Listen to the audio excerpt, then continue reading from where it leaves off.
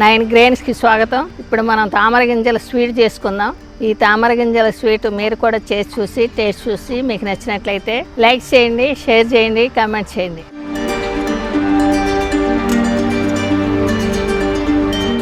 నెయ్యి 1 table spoon వేసుకుందామండి. 2 కప్పులు తామర గింజలు.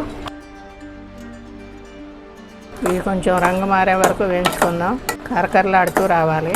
లో ఫ్లేమ్లో వేయించుకోవాలండి. 10 నిమిషాలు పడుతుంది. నలిపితే ఇట్లా నలిగిపోవాలి. వేగిపోయినాయి, తీసేద్దాం. 1 టేబుల్ స్పూన్ నెయ్యి వేసుకుందాం అండి. 2 కప్పులు మఖానాకి 150 గ్రాముల బెల్లం వేసుకుందాం.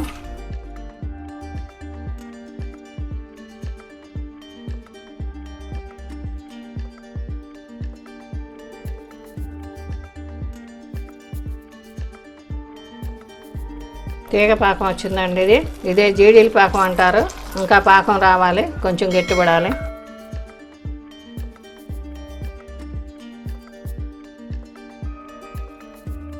పాకం ఇట్లా చల్లటి నీటిలో వేసుకుంటే తొందరగా చల్లబడిపోతుందండి. మనం వెంటనే చూసుకోవచ్చు. ఇట్లా తురిగిపోవాలండి, తీగ జాగకుండా. 1 టీ స్పూన్ యాలకుల పొడి వేసుకుందాం. మీరు కావాలంటే దీంట్లో మసాలా కూడా వేసుకోవచ్చండి. మిరియాల పొడి, గరం మసాలా నేను వేయట్లేదు. మఖానా వేసేసుకుందామండి.